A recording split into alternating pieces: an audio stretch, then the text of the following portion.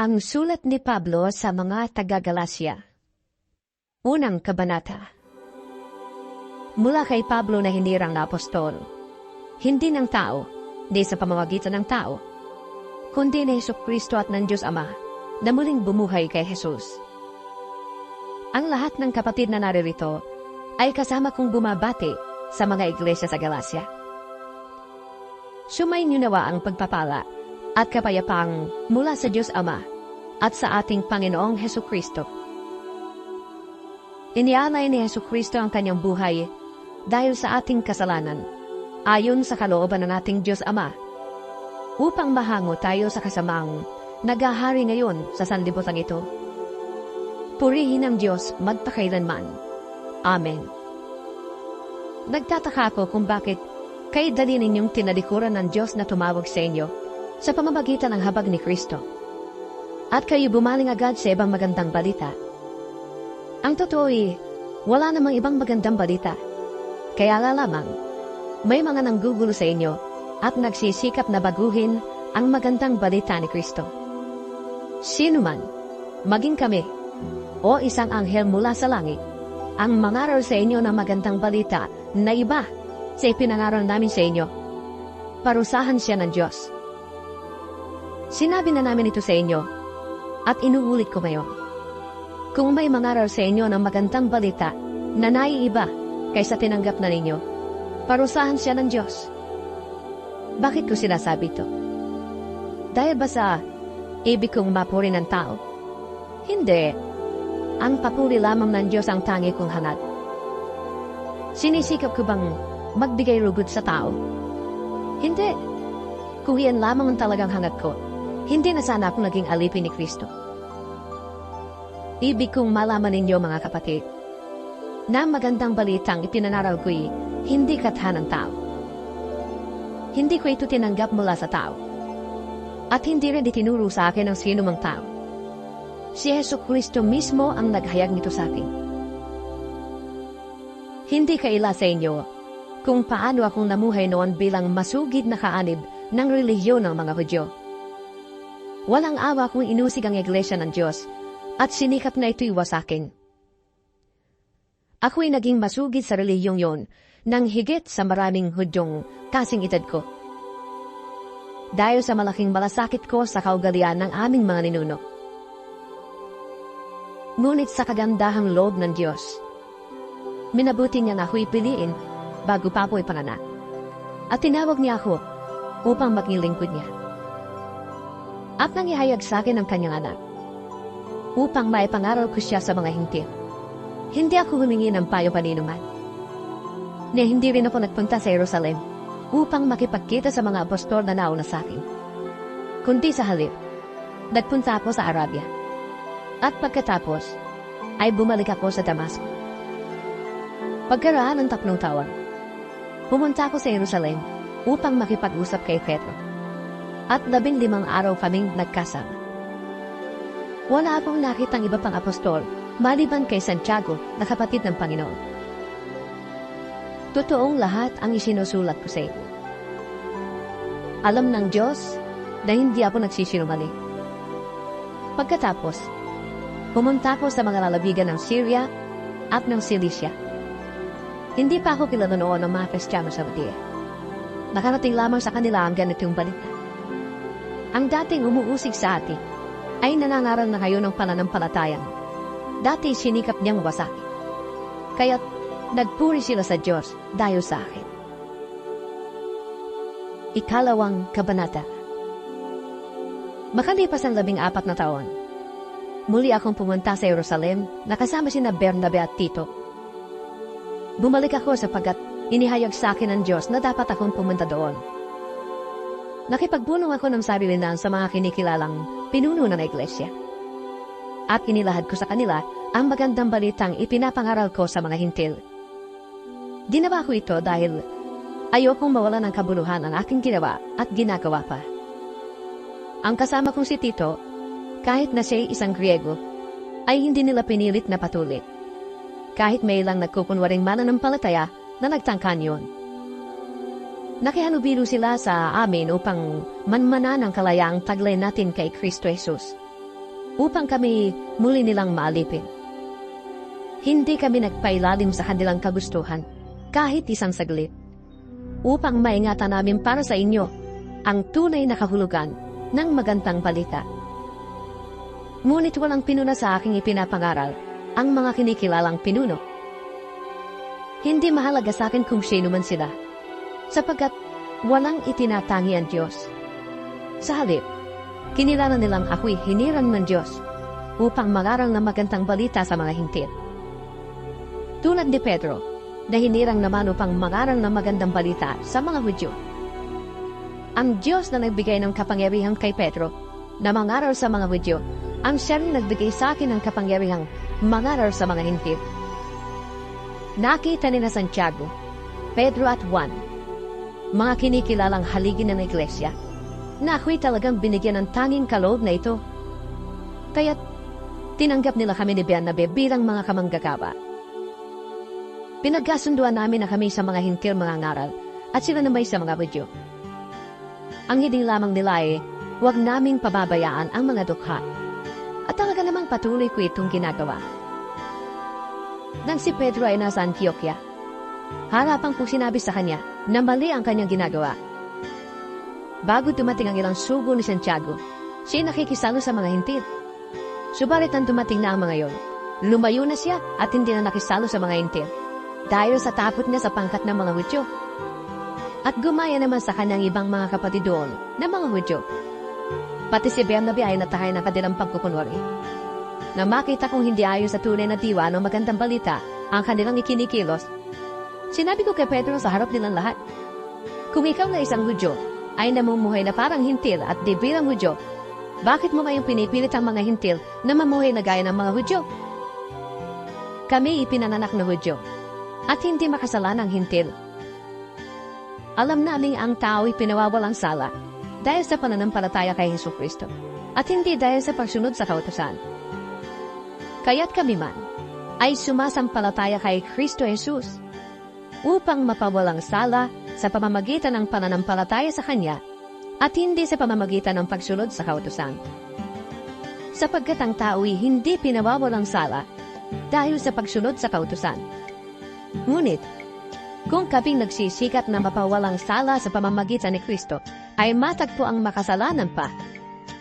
Nananahulugan bang si Kristo'y tagapagtaguyod ng kasalanan? Hindi maaari yan. Sapagkat kung itatayo kong muli ang winasa ko na, ipinapakita kong makasalanan nga ako. Ako'y namatay na sa kautusan, sa pamamagitan na rin ng kautusan upang ngayon mabuhay para sa Diyos. Namatay na akong kasama ni Kristo sa krus. Hindi na akong nabubuhay ngayon, kundi si Kristo na ang nabubuhay sa akin. At habang ako'y nabubuhay pa sa katawang lupa, namumuhay ako sa pananalig sa anak ng Diyos na umibig sa akin at naghandog ng kanyang buhay para sa akin. Hindi ko maaaring tanggihan ang kagandahang loob ng Diyos. Kung ang tao'y mapapawalang sala sa pamamagitan ng kautusan, walang kabuluhan ang pagkamatay ni Kristo. Ikatlong kabanata. Mga hangal kayong mga taga-Galasya. Sino ang nakagayuma sa inyo? Maliwanag na ipinahayag na sa inyo kung paano namatay si Jesucristo sa krus. Sabihin nga ninyo, tinanggap ba ninyong espiritu sa pamamagitan ng mga gawa ayon sa kautusan? O sa pamamagitan ng inyong pananalig sa inyong narinig tungkol kay Kristo? Talagang napakahangal ninyo. Nagsimula na kayo sa espiritu at ngayon ibig pa ninyong magtapos sa pamamagitan ng inyong sariling lakas. Wala na bang halaga sa inyong maraming bagay na pinagtiisan ninyo? Malayan naman ni meron. Bakit ipinagkaloob sa inyo ng Diyos ang Espiritu? Bakit siya gumagawa ng mga himala? Dahil ba sa inyong mga gawa ayon sa kautusan? O dahil sa inyong pananalig sa inyong narinig tungkol kay Kristo? Tulad na nangyari kay Abraham. Nanalig siya sa Diyos, kaya siya'y itinuring na matuwid. Kung gayon, maliwanag na ang mga nananalig sa Diyos ang siyang tunay na lahi ni Abraham. Bago pa ito nangyari, ay ipinahayag na ng kasulatan na pawawalang sala ng Diyos ang mga hintil sa pamamagitan ng kanilang pananalig sa Kanya. At ang magandang balitang ito ay inihayag kay Abraham. Sa pamamagitan mo'y pagpapalain ng Diyos ang lahat ng bansa. Nanalig sa Diyos si Abraham, kaya't siya'y pinagpala. At pagpapalain ding tulad niya ang lahat ng nananalig sa Diyos. Ang lahat ng umaasa sa mga gawa ayon sa kautusan ay nasa ilalim ng isang sumpa. Sapagkat nasusulat, isinumpa ang hindi sumusunod at gumagawa ng lahat ng nakasulat sa aklat ng kautusan. Malinaw na walang taong pinawawalang sala sa paningin ng Diyos sa pamamagitan ng kautusan. Sapagkat sinasabi ng kasulatan, ang pinawawalang sala dahil sa pananampalataya ay mabubuhay. Ang kautusan ay hindi nagmumula sa pananalig sa Diyos. Sapagkat sinasabi ng kasulatan, ang tumutupad sa lahat ng hinihingi ng kautusan ang mabubuhay sa pamamagitan ng mga ito. Tinubos tayo ni Kristo sa sumpa ng kautusan nang siya ay isinumpa para sa atin. Sapagkat nasusulat, sinumpa ang bawat ibinitin sa punong kakot. Ginawa ito ni Kristo upang ang mga pagpapalang ipinanako ng Diyos kay Abraham ay makamtan din ang mga hintil sa pamamagitan ni Kristo Jesus. At sa pamamagitan ng pananalig sa Kanya, ay matanggap natin ang Espiritong ipinangako ng Diyos. Mga kapatid, narito ang isang pagkaraniwang halimbawa. Kapag naragdaan na ang isang kasunduan, hindi na ito mapapawalang kabuluhan ni numan. Hindi rin ito maaaring tagdagan.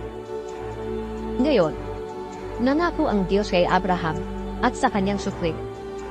Hindi sinasabi, at sa kanyang mga supling, na ang tinutukoy ay marami kundi, at sa iyong supling, na iisa ang tinutukoy, at ito'y si Kristo. Ito ang ibig kong sabihin. Pinagtibay ng Diyos ang kanyang kasunduan, at ipinangako niyang tutuparin ito. Ang kasunduang yun ay di mapapawalang saysay ng kautusan, na dumating pagkaraan ng 430 taon, ni hindi rin mapapawalang saysay ng kautusan ito, ang mga pangako ng Diyos.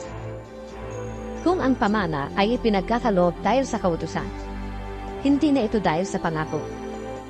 Ngunit ang pamana ay ibinigay ng Diyos kay Abraham bilang katuparan ng kanyang pangako. Kung ganon, bakit pa ibinigay ang kautusan?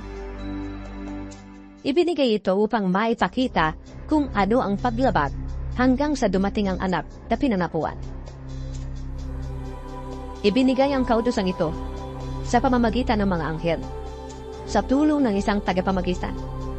Ngunit hindi kailangan ng tagapamagitan kung iisang panig lamang ang gumagawa ng kasunduan.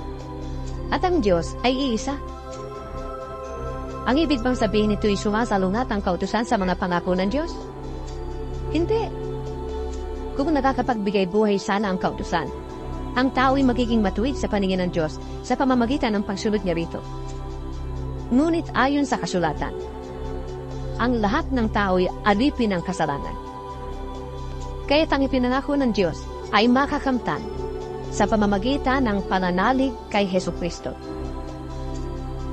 Bago dumating ang panahon ng pananampalataya, tayo ay nasa ilalim ng kapangyarihan ng kautusan, hanggang sa ang pananampalatayang ito kay Kristo ay mahayag. Kaya't ang kautusan ang naging tagapagturo natin, hanggang sa dumating si Kristo.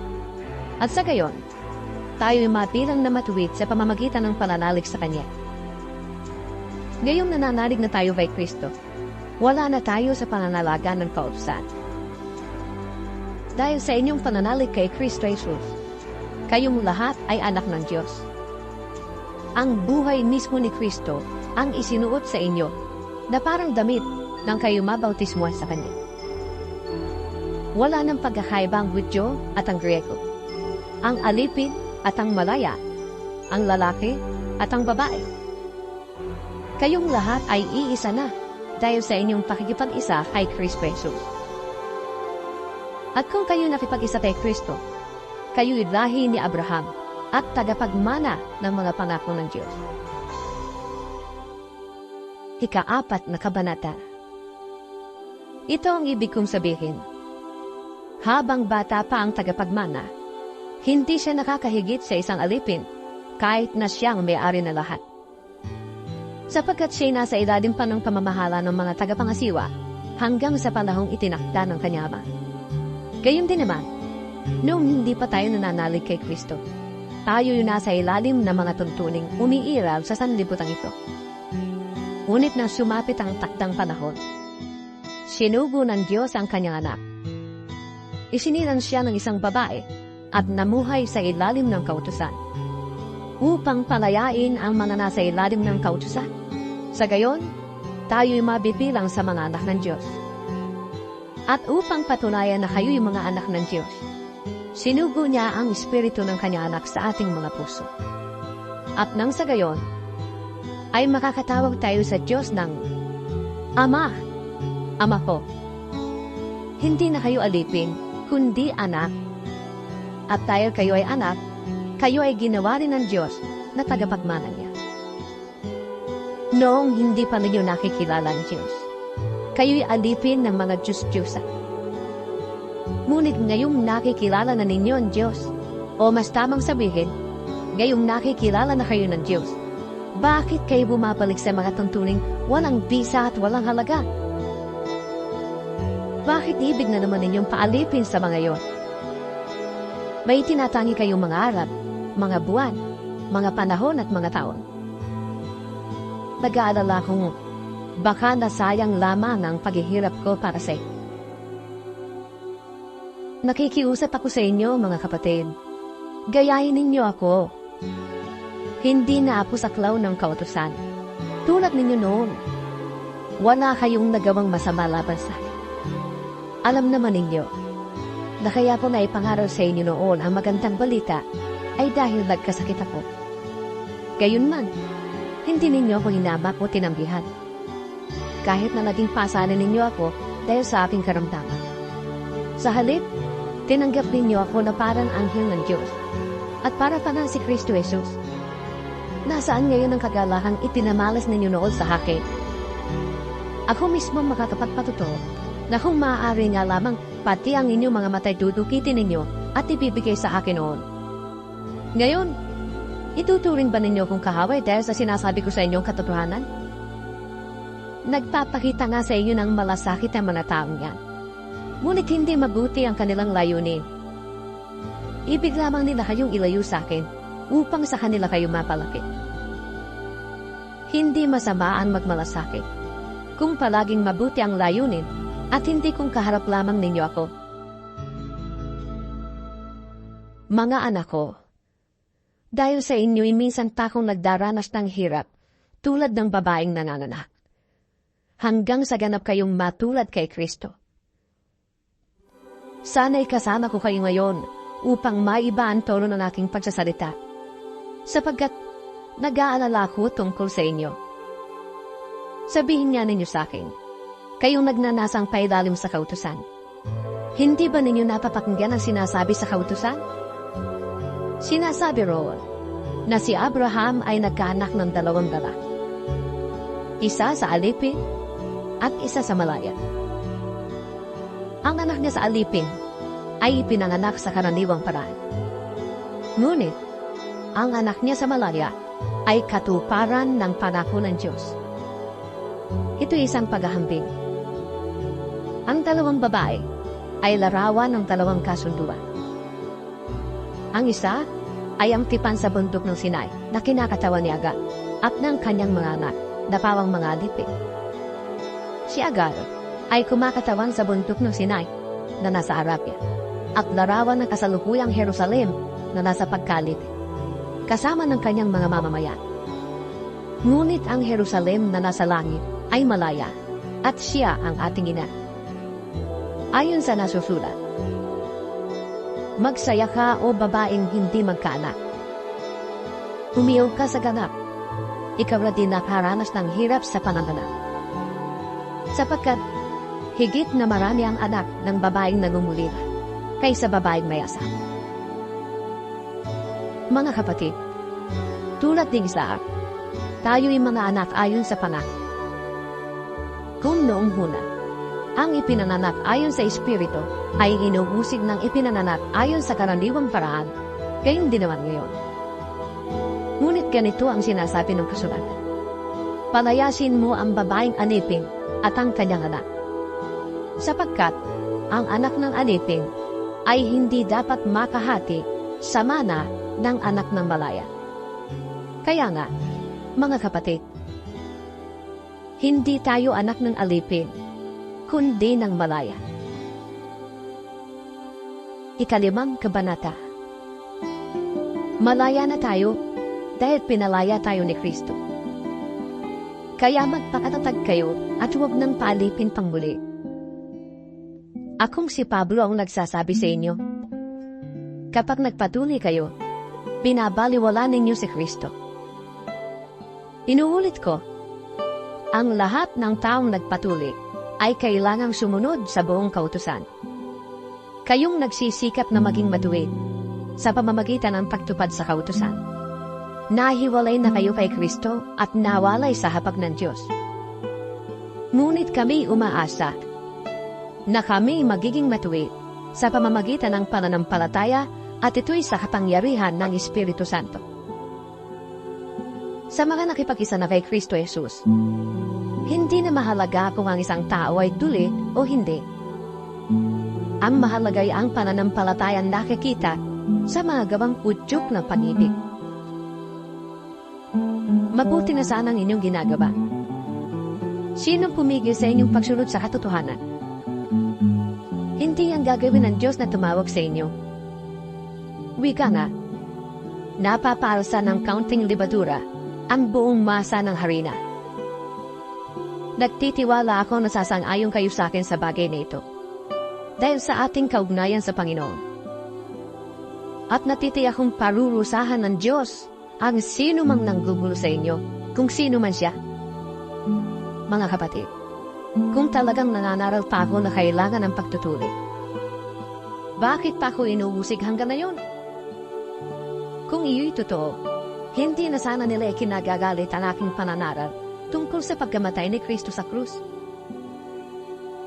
Sana'y ang mga nanggugulo sa inyo ay hindi lang magpatuli, kundi tuluyan na magpaputol. Mga kapatid, tinawag kayo upang maging malaya. Ngunit huwag naman ninyong gamitin ang inyong kalayaan upang masunod ang hilig ng laman. Kundi, maglingkod kayo sa isa't isa sa diwa ng pag-ibig. Sapagkat ang buong kautusan ay nauuwi sa isang pangungusap. Ibigin mo ang iyong kapwa, gaya ng iyong sarili. Ngunit kung kayo nagkakagatan at nagsasakmalang parang mga hayop, mauubos kayo. Sinasabi ko sa inyo, ang Espiritu ang gawin ninyong patnubay sa inyong buhay at hindi kayo magiging alipin ng hilig ng laman. Sapagkat ang mga hilig ng laman ay laban sa kalooban ng Espiritu at ang kalooban ng Espiritu ay laban sa mga hilig ng laman. Laging naglalaban ng dalawang ito, o kaya hindi ninyo magawa ang ibig ninyong gawin. Kung pinapatnubayan kayo ng Espiritu, wala na kayo sa ilalim ng kautusan. Hindi maikakaila ang mga gawa ng laman.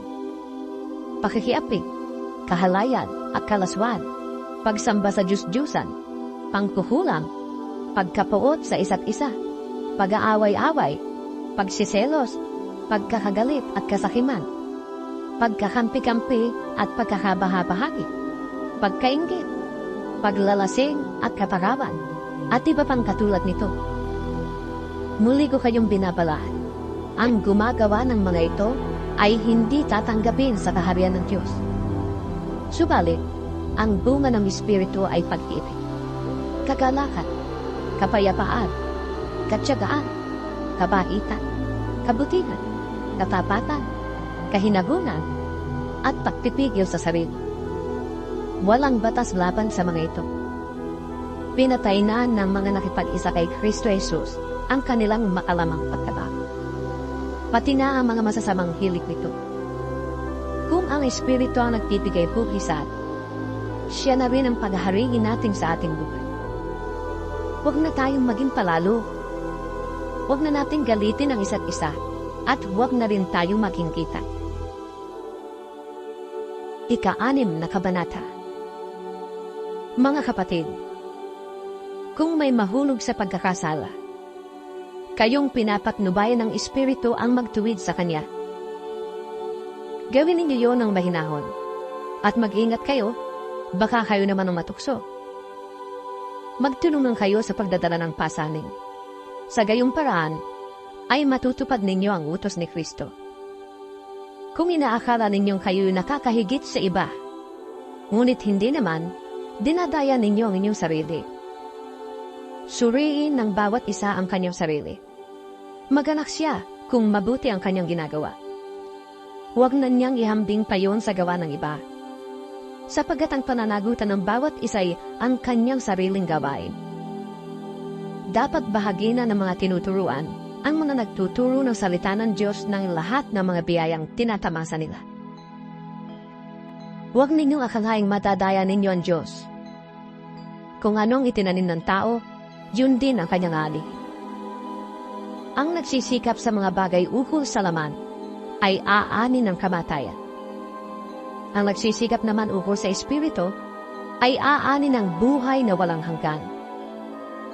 Kaya't huwag tayong magsawa sa paggawa ng mabuti. Pagdating ng takdang panahon, tayo ay aani kung hindi tayo magsasawa. Kaya nga, sa lahat ng pagkakataon ay gumawa tayo ng mabuti sa lahat ng tao, lalo na sa mga kapatid natin sa pananampalataya. Mapapansin ninyo na malalaki ang titik ng sulat na ito. Ako ang siya sumulat nito. Ang mga taong naghahangat na mapuri ng kapwa ang namimilit sa inyong kayo'y magpatuloy. Ginagawa nila yon upang huwag silang usigin dahil sa krus ni Kristo. Kahit na silang mga tuli ay hindi naman tumutupad sa kautusan. Ibig lamang nilang patuloy kayo upang maipagmalaki nila na hayuman ay tumutupad sa tuntunin nyo. Para sa akin, ang ipagmamalaki ko ay ang krus ng ating Panginoong Hesukristo. Sapagkat sa pamamagitan nito, ang mundong ito'y patay na para sa akin, at ako na may patay na rin sa mundo. Hindi mahalaga kung tuli man o hindi ang isang tao. Ang mahalaga ay kung siya na ay naging bagong dinala. Manatili nawa ang kapayapaan at pagpapala ng Diyos sa lahat ng namumuhay ayon sa tuntuning ito at sa buong bayan ng Diyos. Kaya mula ngayon, huwag nang dagdaganin naman ang aking mga tinitiis. Sapat na ang mga pilat at taglay ko para makilalang ako'y alipin ni Jesus. Mga kapatid, sumain niyo nawang lahat ang pagpapala ng ating Panginoong Hesukristo. Amen.